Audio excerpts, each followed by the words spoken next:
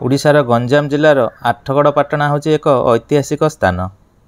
आसतु देखा जावा एठारे थिबा एक प्रसिद्ध जगन्नाथ मंदिर। यह रास्ताटी बर्तमान आठगड़ पाटणा ग्राम दे जाउछि। यह आठगड़ पाटणा ग्रामटी कोदलारू कविसूर्यनगर जीवा रास्ता रे पड़े। यह कविसूर्यनगर ठारू 9 किलोमीटर एवं बरहमपुर ठारू 48 किलोमीटर दूर में अवस्थित।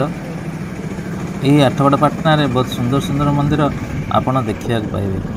जगन्नाथ मंदिर भी बहुत सुंदर रही। चलतु देखिए।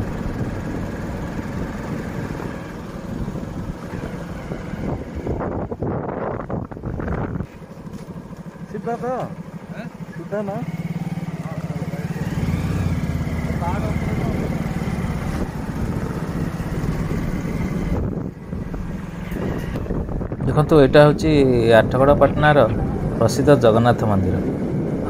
अबिकल पुरी जगन्नाथ मंदिर पर देखा।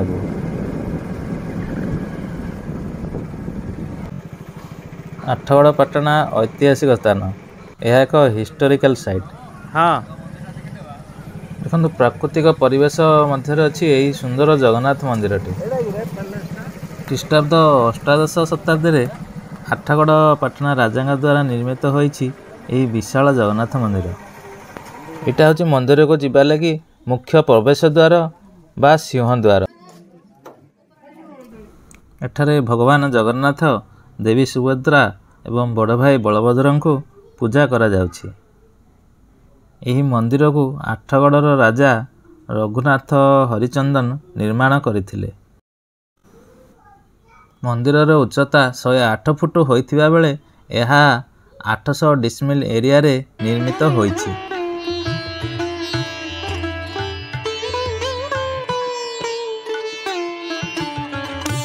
यही मंदिरर सुंदर कारुकार्य दर्शक मानक बेस आकृष्ट करिथाय।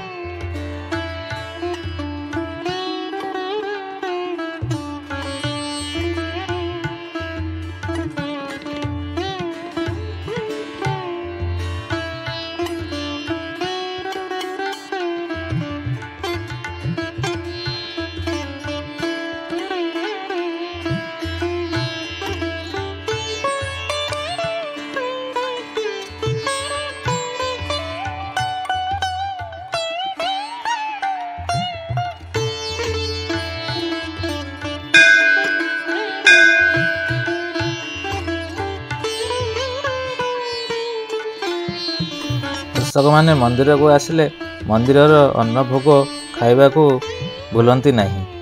एठाकार अन्न भोग बहुत स्वादिष्ट होता है।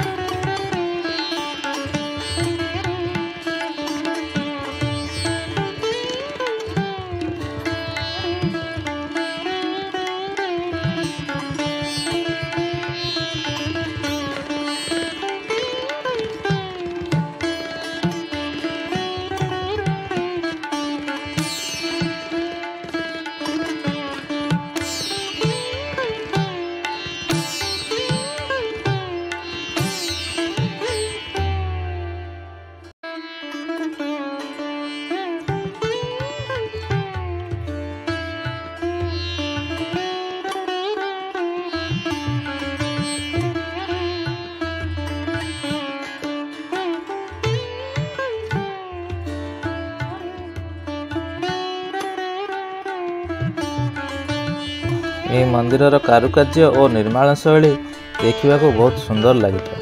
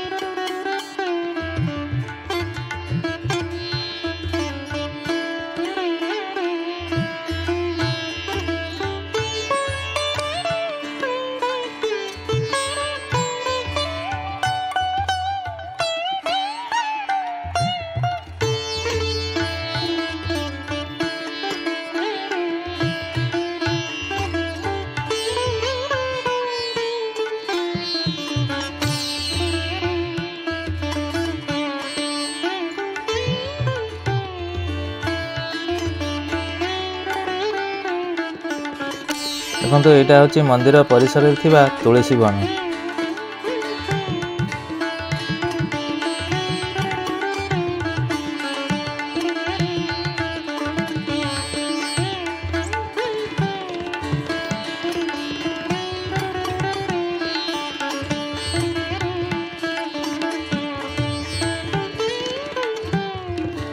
यहाँ हूँ मंदिर परिसर में थिबा स्नान मंडप।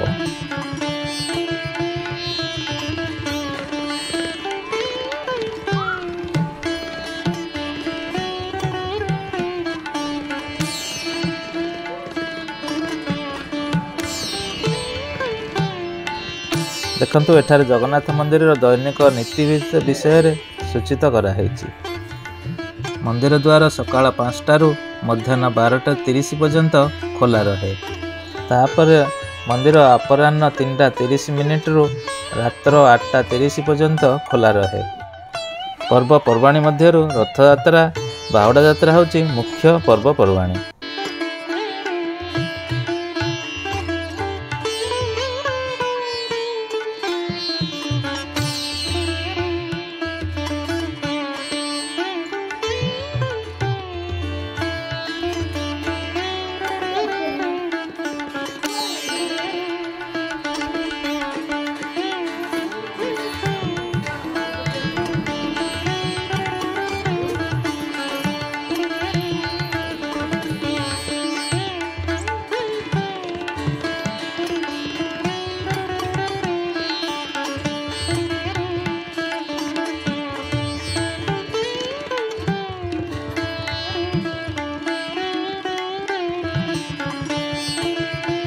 दर्शक बंधु आगो को एपरी अनेक गुड़िया वीडियो देखिए चैनल को सब्सक्राइब करंतु एवं साइड में दिया जाइथिबा बेल आइकन को प्रेस करंतु। वीडियोटी भलो लागिले लाइक शेयर और कमेंट निश्चय करंतु।